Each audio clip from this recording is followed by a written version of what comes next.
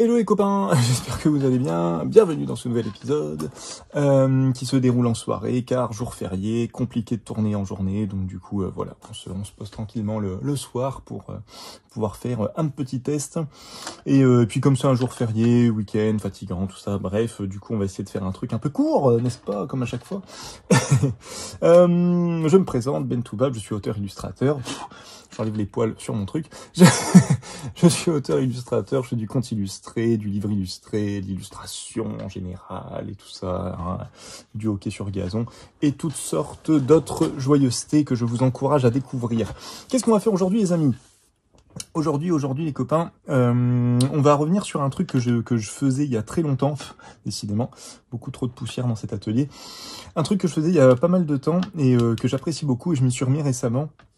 Pour une commande notamment, et puis après j'ai fait d'autres trucs, bref, de l'aquarelle sur carton mousse. Pourquoi moi j'ai découvert, alors carton mousse, c'est ce que vous avez juste ici, là c'est un format A3, c'est un peu cette idée-là. Qu'est-ce que c'est le carton mousse ? Le carton mousse, c'est deux feuilles de Bristol, pardon, encollées sur une plaque de mousse que vous avez juste ici. J'essaierai de vous montrer ça de manière plus belle sur en post-production. Du coup, vous avez une mousse juste ici qui est fort alvéolée pour du carton mousse. Vous avez soit du carton mousse, soit du carton plume. La différence, c'est que le carton mousse est très très souple. C'est un revêtement glacé. Et vous avez quelque chose qui est assez fragile, ça peut se casser assez facilement.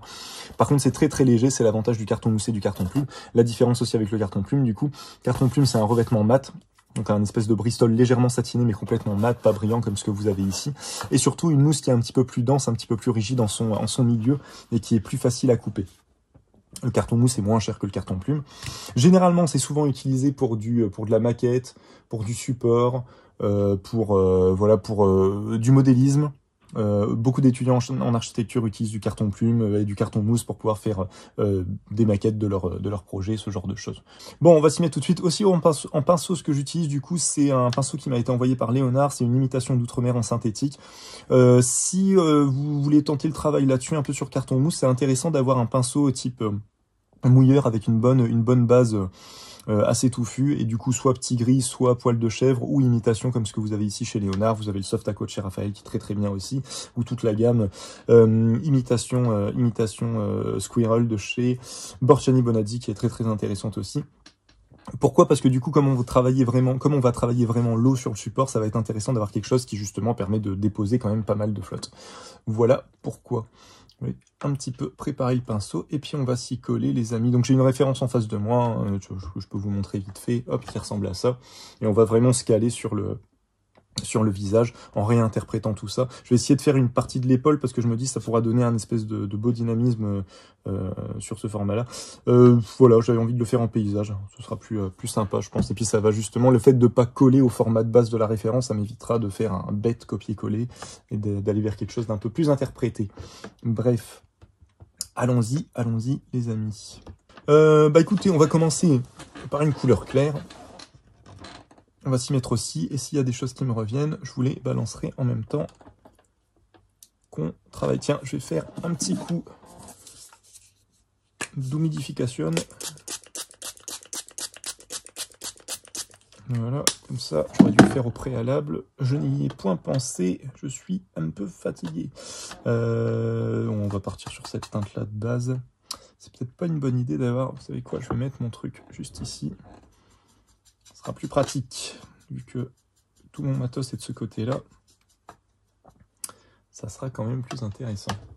Alors, là, l'idée, je vais pas... Non, généralement, je commence par l'œil. J'aime bien commencer par l'œil. Ne me demandez pas pourquoi. C'est un petit truc comme ça. Là, je me dis que je vais quand même essayer de démarrer par... Vu qu'on est sur un profil, je vais essayer de démarrer par un bout du visage. Et surtout pour pouvoir avoir assez d'espace pour... On va le caler au milieu. On va le caler au milieu, là, comme ça. Faut pas avoir peur, hein. Faut pas avoir peur d'y aller avec beaucoup de flotte. De toute façon, ça va finir par s'atténuer. Donc moi, là-bas, je faisais ça sur du très grand format, sur du 50-65, sur des grands panneaux. Et je faisais que du portrait, donc vraiment une tête énorme. J'adorais faire ça. Je faisais beaucoup de de portraits, de personnalités. J'ai eu quelques commandes de ce côté-là, et c'est vraiment, vous allez voir, c'est vraiment un... S'ils n'ont pas changé, parce que ça fait très longtemps que j'ai pas travaillé de cette manière-là, s'ils n'ont pas changé un peu flûte, le matériel qu'ils utilisent pour faire le carton mousse, on a des résultats qui sont vraiment, vraiment intéressants. Surtout quand on blinde de flotte. Le problème, c'est que ça met très très longtemps à sécher. Donc là, on verra les copains. Si ça met vraiment trop longtemps à sécher, je vais faire une partie, je vais faire le maximum que je peux faire là. Je laisserai sécher et puis je m'y remettrai demain. Et du coup, dans la vidéo finale YouTube, vous verrez le rendu final. Sinon, si j'arrive à équilibrer un petit peu la flotte dessus, ce qui démarre pas bien, mais bon, c'est pas grave, vaut mieux que ça démarre bien chargé au début et que ça s'estompe après. Bref, si j'arrive à gérer un petit peu le truc, on pourra tout faire dans le même live. On verra bien comment tout ça va se goupiller.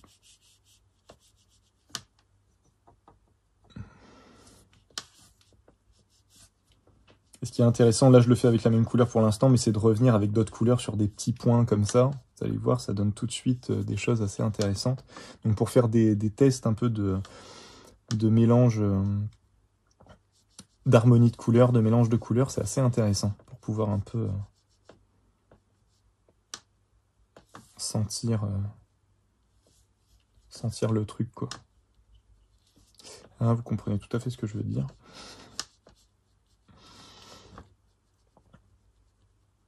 Non, bref, pour pouvoir, comment dire, avoir un bon...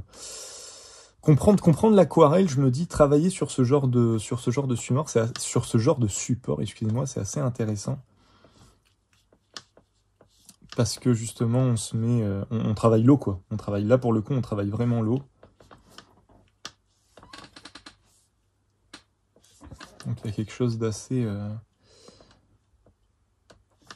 d'apprendre à lâcher prise, quoi. D'apprendre un petit peu le lâcher prise. Ça peut être intéressant. Si vous avez jamais testé. Donc comme moi j'y vais directement sans croquis, il faut vraiment que je sois un petit peu au taquet aussi au niveau des couleurs. Pas me laisser avoir. Bien que comme je vous disais, oh, vous voyez ça commence déjà à sécher, donc je pense que avec un peu de chance on pourra peut-être tout faire d'un coup. On va voir comment tout ça se présente. Après, ce qui peut être intéressant aussi, c'est de faire tout de suite, parce que là je suis parti directement dans le détail. Ça peut être intéressant de faire travailler tout de suite les grosso 1, de manière un peu grossière le dessin, quitte à faire des petits traits de construction qui vont pas servir à grand chose. J'ai énormément de mal, oh là là, de mal à parler ce soir, c'est une catastrophe les amis. C'est une catastrophe. Ce qui est intéressant aussi, c'est qu'on est un peu obligé d'y aller rapidement, quoi. Faut pas hésiter aussi à voilà, refoutre de l'eau un petit peu à l'arrache comme ça. Il faut blinder. Et du coup, on est un peu obligé d'aller vite pour avoir le temps de jouer avec l'eau.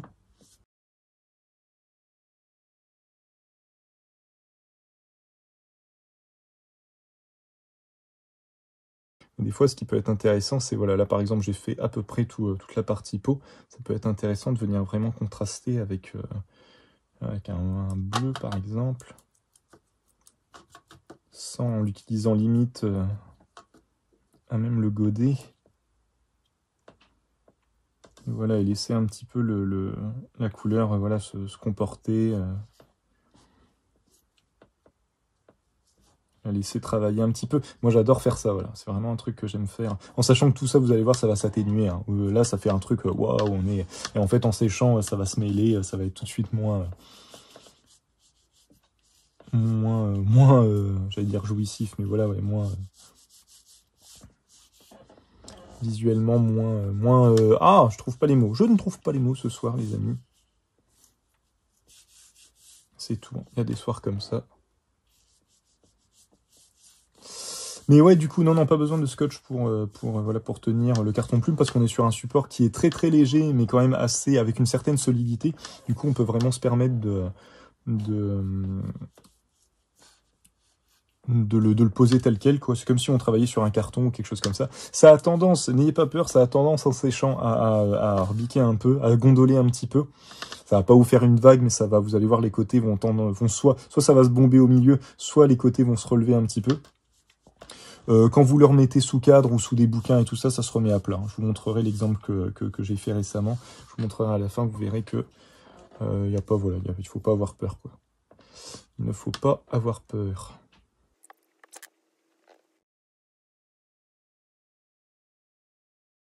Avant, j'y allais vraiment, la plupart des dessins que j'avais fait avec cette technique-là, j'y allais vraiment juste avec 2 couleurs. Et voilà, c'était juste un contraste entre 2 couleurs. J'avais fait beaucoup de séances à l'époque où j'étais en fac d'art plastique, des nus. Des nus comme ça, et c'est super intéressant parce qu'on est obligé de travailler rapidement. Du coup, c'est très bien pour le nu qui est souvent, c'est des poses qui sont pas très très longues, quoi. De 1, et du coup, je vais y arriver. Du coup.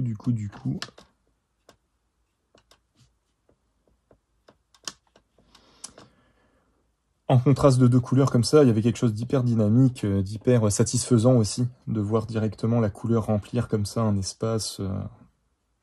Donc moi, c'est une technique qui m'a beaucoup aidé à apprécier le modèle vivant, le modèle vivant dans un premier temps. Et puis après, voilà, je suis parti vers d'autres horizons avec cette technique. Il ne faut pas hésiter, alors je vais essayer d'essayer de foutre un petit peu travailler un petit peu de manière un peu abstraite, hein, ça peut être intéressant. Ça peut être sympa d'avoir un beau contraste là entre le bleu et... Vous voyez, c'est en train déjà de commencer à sécher, et ça sèche vraiment avec le pigment qui est pas du tout avalé par la feuille, qui reste en surface. Et donc du coup, en fait, c'est comme si, comme quand, je sais pas, vous videz flûte, vider une eau un peu sale ou quelque chose comme ça, et toute la terre, elle va rester en surface, et elle va rester en espèce de petites ondulations. Bah, c'est exactement ce qui se passe. Du coup, je trouve qu'on a des rendus en termes de détails, limite à un côté un peu fractal, quoi, qui est très très intéressant. Très intéressant à regarder, à utiliser. Un peu comme du pouring en acrylique, hein. On retrouve un peu la satisfaction de voir vraiment la couleur se balader, se mélanger, s'amalgamer un peu comme elle a envie. Et du coup, ouais, pour quelqu'un qui, comme tu disais, Océane, que t'aimerais bien te réconcilier avec l'aquarelle, bah là, en fait, tu travailles vraiment... Enfin, moi, j'ai le sentiment qu'on travaille un peu l'aquarelle dans sa forme, entre guillemets, la plus pure, pour en parler de cette manière-là. Mais dans le sens où on est obligé de jouer avec le côté aléatoire, quoi. Et en fait, il faut juste garder à l'esprit que c'est vraiment la superposition de couches qui va donner le résultat final, quoi.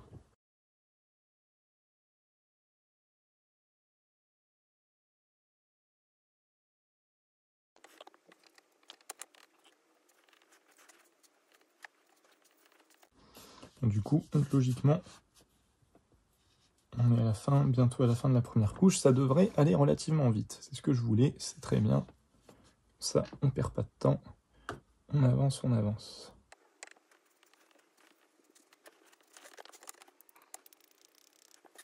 Par contre, je suis en train de foutre en l'air mon portable. Balancer de la flotte partout, là. N'importe quoi. Essayer de donner un petit côté un peu plus...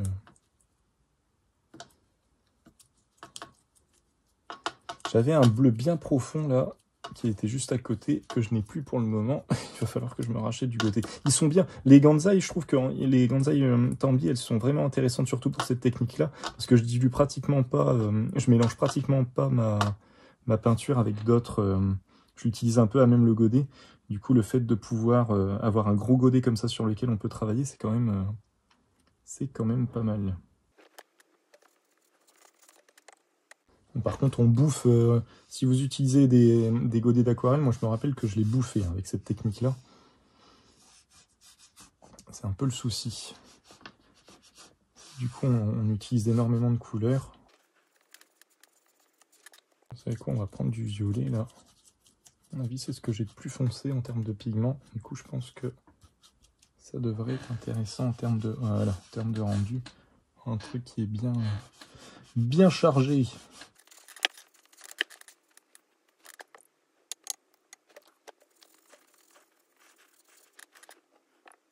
À partir partir sur quoi? Sur du bleu comme ça.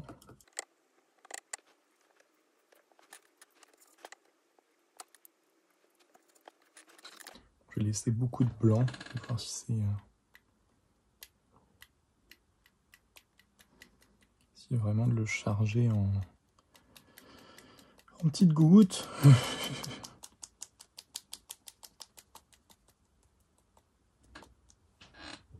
N'ayez pas peur de travailler un peu trop, d'avoir un plan de travail qui est un peu chargé. Hein.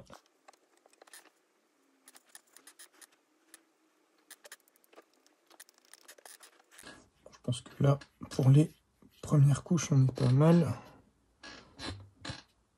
Je vais essayer de faire une seconde couche, un petit peu comme ça aura un petit peu le temps de sécher, je me dis.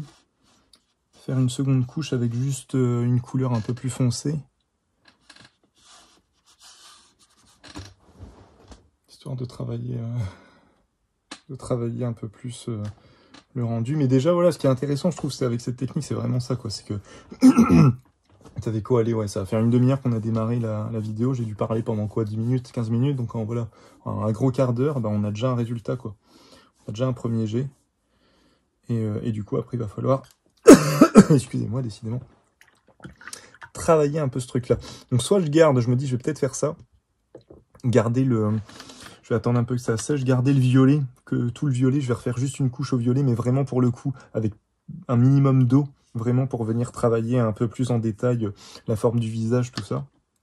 Et que la couleur continue de s'amalgamer un petit peu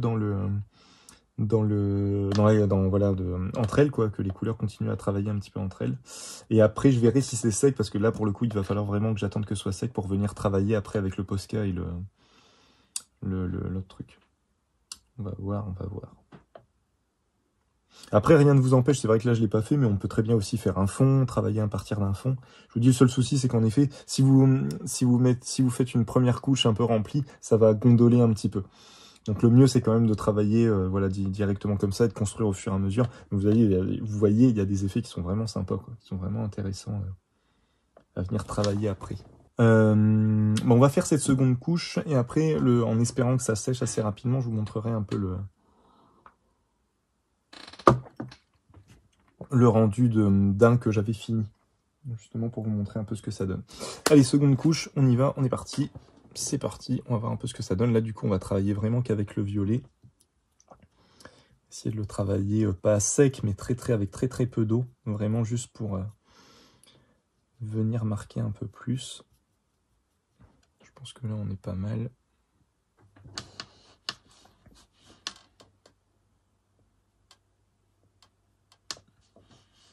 Alors le truc, c'est qu'il ne faut pas avoir peur aussi, c'est que vous allez, plus vous repassez votre trait, plus vous allez retirer un petit peu la première couche, la couche que vous avez en dessous. Donc voilà, faut juste le savoir, faut pas c'est pareil, quoi. Faut y aller vraiment de manière assez légère, si possible. Je fasse gaffe à pas faire tremper mon mon truc dessus, mon bras. Alors s'il y a aussi, pardon, avec ce genre de technique, faut savoir que vous allez un peu travailler à main levée. Donc si, voilà, faut accepter de trembler, faut accepter de pas maîtriser à fond son trait, c'est pas grave, ça fait partie du jeu. C'est ça qui va vraiment faire l'originalité de votre œuvre. Là, je le fais avec un seul et même pinceau. Je pense que avoir un pinceau un peu plus fin, ça peut avoir son intérêt. Là, pareil, comme je sais que je vais revenir vraiment avec le pentel de manière beaucoup plus fine, ça m'embête pas trop si le trait est un peu grossier. Je vais l'affiner beaucoup plus après. Si bien sûr c'est sec, hein.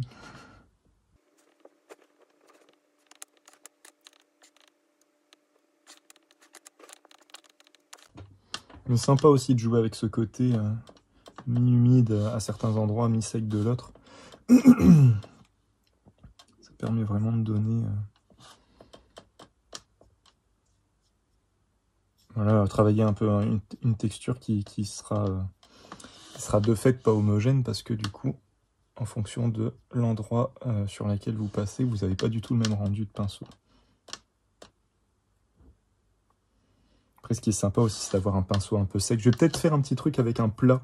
Parce que un pinceau plat, juste pour vous montrer, ça peut être sympa. Je vais essayer de voir si j'en ai sous la main et si j'ai le temps de le sortir. Si j'arrive à le sortir, surtout, parce qu'il y a la caméra juste en dessous. Bref. Pourra être intéressant.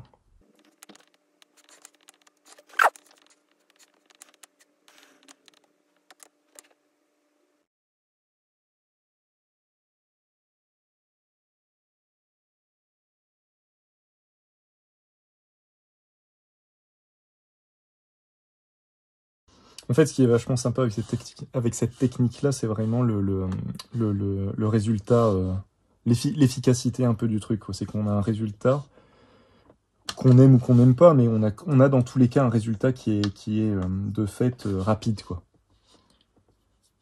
Alors pendant un temps, je travaillais, j'aimais tellement ça que je travaillais énormément sur carton mousse avec cette technique-là. Le problème, c'est que 3 mm, les copains, en niveau d'épaisseur, bah, c'est pas l'épaisseur normale d'une feuille. Donc quand on en a fait 10, bah, ça prend de la place, cette histoire. Donc j'ai arrêté d'en faire. J'en ai vendu quelques-uns. Offert pas mal aussi, hein, c'était les débuts. C'était les débuts. Puis même encore maintenant, hein, cela dit.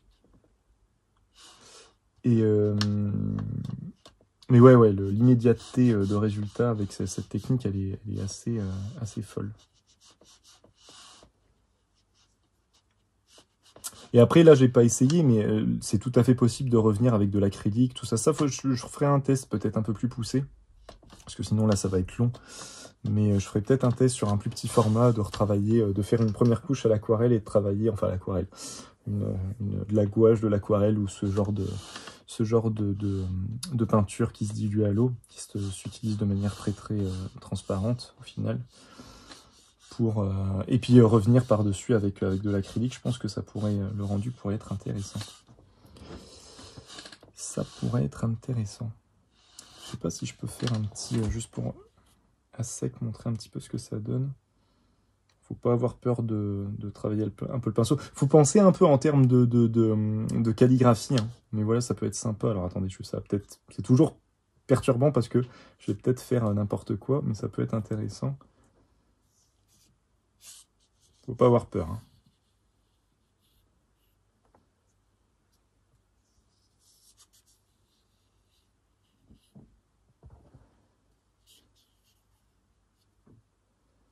Avoir vraiment de temps en temps des gros coups de pinceau.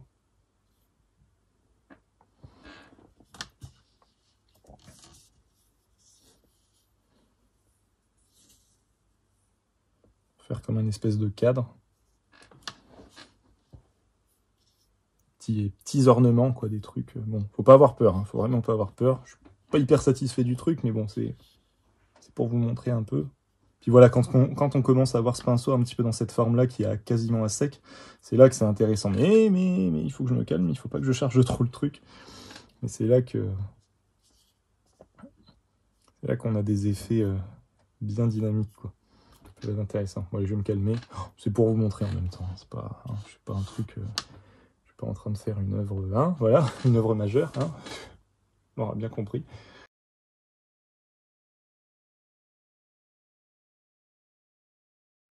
Ah, puis ouais, il y a autre chose que je fais entre deux. Mais là, on est quasiment sec. On va peut-être pouvoir, le temps que je vous montre un peu ce que ça donne en définitif avec une autre illustration que j'ai finie, on va peut-être pouvoir tout doucement, je sais pas, attaquer l'ancrage. Hein, ça va peut-être le faire. Moi, ce que j'aime bien faire, ouais, c'est détourer mes ombres. Je sais pas si je le fais avec ça, parce qu'au moins ça, c'est vrai que c'est léger du coup. Soit je le fais au pentel, c'est beaucoup plus fin que ça, mais c'est noir et je pense que ça va fort se voir, soit au moins je fais un petit début avec ça. Donc, ça va pas faire joli.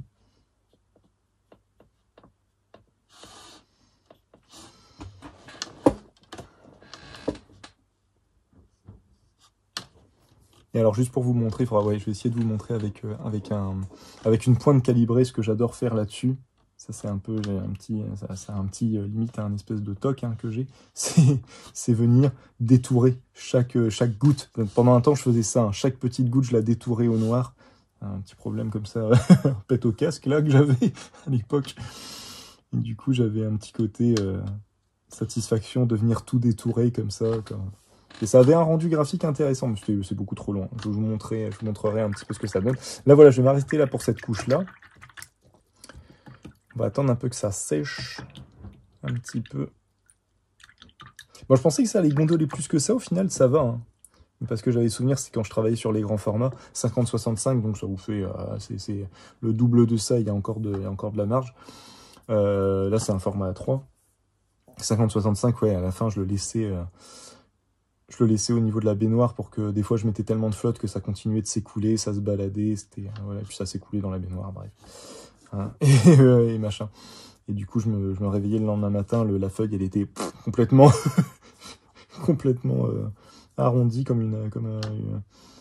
bref, arrondie, quoi, complètement ondulée. Du coup, je devais la remettre à plat avec des bouquins avant de retravailler dessus, parce que sinon, c'était pas possible. Bref. Bref,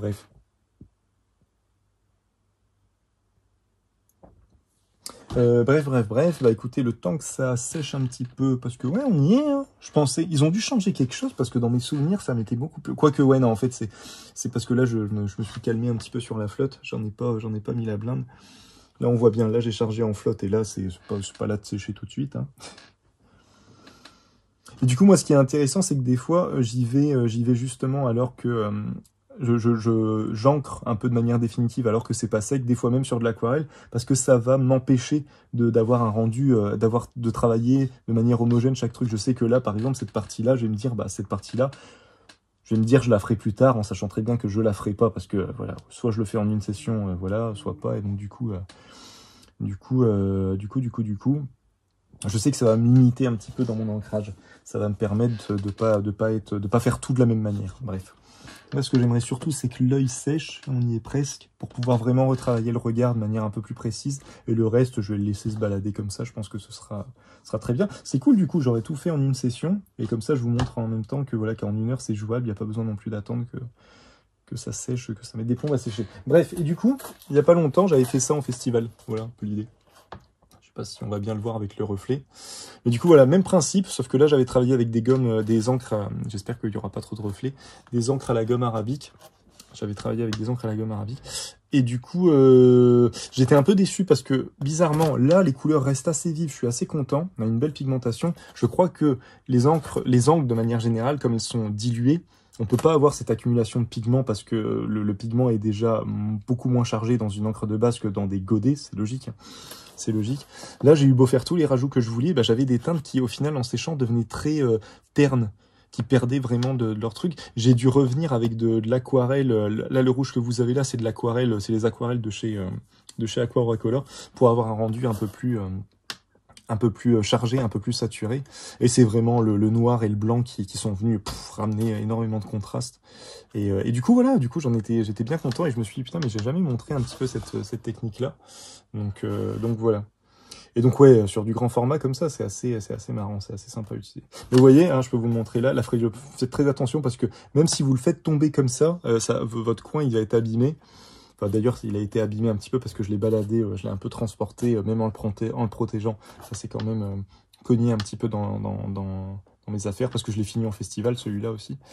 Donc, je l'ai vraiment baladé avec moi. Et en plus, à un moment donné, je l'ai accroché pour plus qu'il bouge. Et vous voyez, même avec une pince très très légère, bah, on a quand même une marque. Hein. Donc, méfiez-vous, si vous utilisez cette technique-là, faut vraiment rien poser dessus. Une fois que vous l'avez fini, vous l'encadrez. Ou si vous l'exposez tel quel, faut prendre conscience que ça va vivre un peu. Les couleurs ne passent pas. Moi, les couleurs ne passent pas. Je pourrais pas vous montrer parce que c'est accroché et puis mes enfants dorment. Bref, mais du coup, j'ai gardé 2-3 grands portraits que j'avais fait à l'époque. Donc, ils ont quoi ? Ils ont plus de 10 ans, hein. Ils ont plus de 10 ans maintenant. Et les couleurs ne passent pas, elles sont nickel, ils sont exposés, ils sont pas en pleine lumière. Je mets jamais rien en pleine lumière parce que en pleine lumière, c'est sûr que ça peut finir par passer. Mais ils sont dans un couloir, dans l'escalier, il y a de la lumière qui est dedans. Et franchement, les couleurs sont nickel, ça passe pas pour l'instant. Donc voilà, pas de souci de conservation, voilà, à ce niveau-là.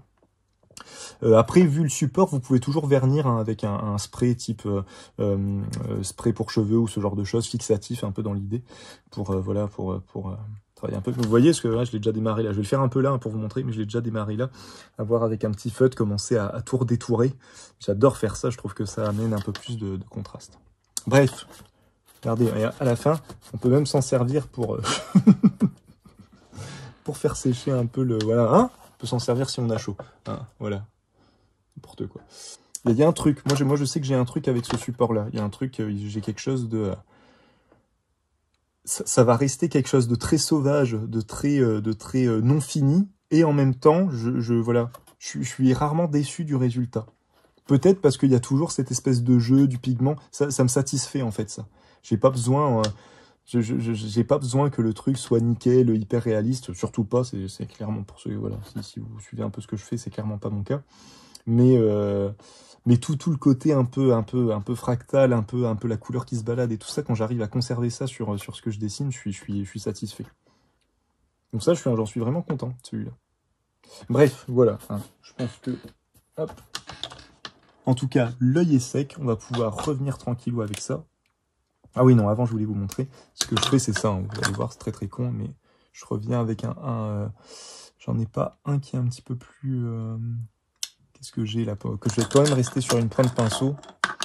Dans tous les cas, restez sur des points de pinceau, hein, pour être sûr de ne pas abîmer le truc. Vous voyez, une pointe de pinceau vraiment fine. Et ce que je vais m'amuser à faire, c'est ça. Je ne vais pas vous le faire dans la vidéo parce que ça va être long. Et ce genre de truc. Ça, je peux faire ça pendant 3 heures. Alors, le but, c'est pas de tout faire, hein, mais voilà, c'est venir travailler certains trucs. Je sais pas pourquoi. Enfin si, je crois que je sais pourquoi. Ce que j'aime bien dans cet esprit-là, c'est qu'en fait, c'est une manière un peu d'assumer l'erreur ou le côté hasardeux, quoi. Quand vous faites une erreur et que vous venez la repasser, bah, visuellement et dans votre tête, en fait, vous venez assumer votre erreur. Et du coup, c'est plus une erreur, c'est une partie de votre œuvre, votre tableau, votre illustration. Ça devient une partie... C'est plus un coup de pinceau qui s'est baladé et que vous n'avez pas maîtrisé ou quoi que ce soit. Si vous venez le repasser, c'est que vous l'assumez. J'aime bien cette idée-là. J'aime bien ce truc-là de dire, bah voilà, c'est voulu. C'était peut-être pas voulu au départ, mais là, en faisant ça, je donne l'illusion que c'était voulu. Comme quoi, si on manque de confiance au début, on peut quand même toujours corriger le tir. Et ça, comme dirait l'autre, c'est un prompt renfort. Bon, je vais pas le faire pendant 3 heures, hein, parce que vous voyez un peu l'idée. Mais là, vu que je suis lancé, c'est un peu le problème. J'ai pas essayé le carton plume, mais je pense que j'aurai pas le même résultat avec le carton plume, parce qu'en fait, le rendu, le papier le revêtement qui est sur la mousse, ce papier-là, c'est pareil, c'est un genre de Bristol, mais mat. Et donc, je pense que le Bristol mat, j'aurai pas cette accumulation de pigments un petit peu qui se baladent un peu à l'arrache comme ça. Donc forcément, ça va moins me plaire. Mais il faudra que j'essaye, hein, faudra que j'essaye quand même. Pareil, j'ai pas essayé tout ce qui est feutre à alcool et tout ça, mais je pense qu'on peut avoir des rendus intéressants, hein, au feutre à alcool là-dessus. Je pense que ça peut être très très intéressant. Bref, à tester. À tester, à tester. Bon, allez, je vais m'arrêter là pour ça.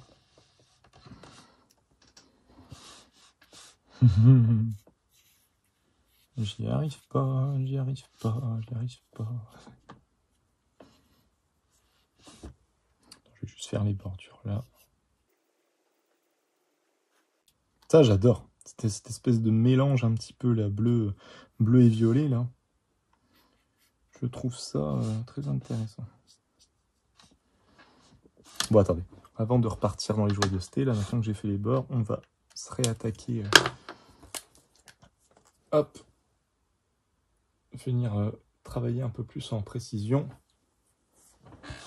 Surtout le regard, là, j'ai l'impression que je lui ai fait un œil qui prend limite toute sa joue, là. Alors, est-ce que je peux au moins, parce que là, il faut que je pose un minimum ma main, quand même. Oui, je peux, oui, je peux. Ah, c'est quand même un petit peu, hein, c'est un peu humide, hein. Ce que j'aimerais, c'est vraiment juste travailler le regard. Voilà, ça c'est déjà mieux. Voilà, je suis énervé tout seul. Ah, super. Et je trouve aussi, ce que j'aime bien avec cette technique-là, c'est qu'elle est vraiment pour le coup représentative de ce que j'essaye de véhiculer en termes de dessin. C'est que tant que vous n'êtes pas au noir ou à votre couleur la plus foncée, vous pouvez encore changer toute la donne d'un dessin en vrai. Tant que vous n'êtes pas sur un ancrage définitif. C'est pour ça que la plupart du temps, je fais vraiment mon ancrage à la fin. Parce que je trouve que voilà, c'est le truc qui va venir après une première, une deuxième, une troisième, voire une quatrième couche. C'est vraiment, voilà, c'est là que vous vous donnez le rendu définitif, pour le coup vraiment définitif, de ce sur quoi vous avez travaillé, quoi. C'est là que ça se joue. C'est là qu'il faut pas merder. Ou merder de manière consciente. Bon là, travailler avec le Pentel là-dessus, c'est un bonheur. Hein. Ça glisse tout seul. C'est une patinoire, les amis. Vous voyez, limite, cette partie-là, j'ai même pas trop envie d'y toucher, en fait. Je pense que je vais juste... Hop.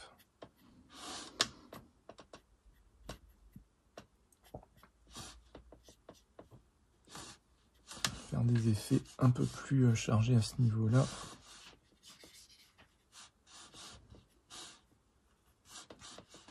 Et puis, ça ira très bien. Un petit peut-être juste là, quand même. Bon, ben voilà, on va peut-être s'arrêter là, en fait. Hein. Pas charger la mule, les amis.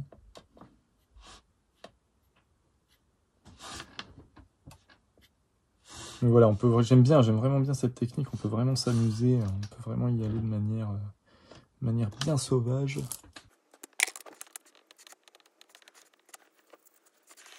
Bon, allez, je vais pas trop... Ah, si, juste là, j'aimerais bien... J'avais fait un œil vraiment fin, en fait, je vais rajouter un petit peu ce reflet, là, c'est intéressant. Et là, les copains, on revient un petit peu au Posca, et là, c'est tout de suite plus intéressant. Alors, attendez, on va foutre un petit coup de blanc, et puis ce sera... Est-ce que c'est sec? Oui, c'est à peu près sec, ça devrait aller. On va lui mettre quoi? On va lui mettre son reflet... reflet d'œil juste ici. Un petit coup sur le pif.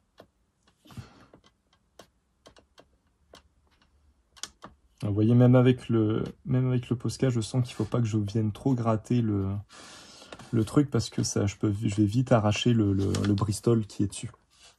Comme c'est pas du tout fait pour ça à la base, ça peut vite partir en cacahuète. Donc, soyons légers. Ce que j'aime bien faire, je ne sais pas si je vais réussir à le faire avec ça, mais si vous avez un marqueur, que ce soit marqueur, feutre à alcool, peinture ou ce que vous voulez, vous pouvez faire une petite soufflette. C'est un ami dessinateur qui m'a montré ça, et ça fait des effets assez intéressants. Alors l'idée c'est, je vous l'avais déjà montré je crois, mettez votre pouce comme ça, à la limite de la pointe, et vous venez coller votre bouche et vous venez souffler. Je vais essayer de vous montrer. Ça se trouve, je vais me foirer. Peut-être voir ma tête. On va certainement voir ma tête. Attention, c'est parti. Et ça vous fait des petits trucs un peu blancs.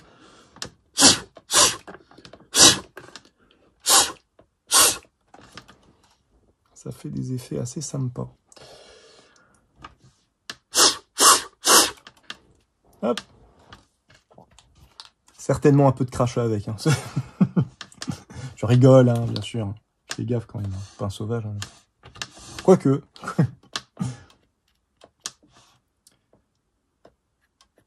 Et ben voilà les amis, hein, je pense qu'on va s'arrêter là. Ce sera pas mal. Ce qui peut être sympa après aussi, c'est de le... Est-ce que je vais y arriver?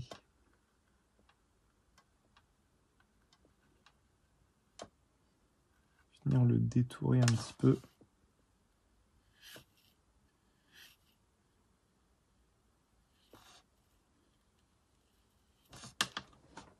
Pour venir redéfinir un peu le visage, et puis ça fait un côté un peu grave, quoi, un peu street art. Un peu, hein, je dis bien un peu. Puis voilà, je pense qu'il est bien chargé. Là, je vais m'arrêter là. Et après, ouais, après, je pense qu'avec un truc genre un feutre vraiment très fin, type micron et tout ça, je pense qu'on peut, juste pour vous montrer, je pense qu'on peut revenir dessus. Hein. Tiens, celui-là, je l'avais pas encore, c'est 0,1. Ouais, avec un truc comme fin comme ça. Si vous voulez vous amuser à faire à faire du petit trait, vous voyez, c'est quand même jouable.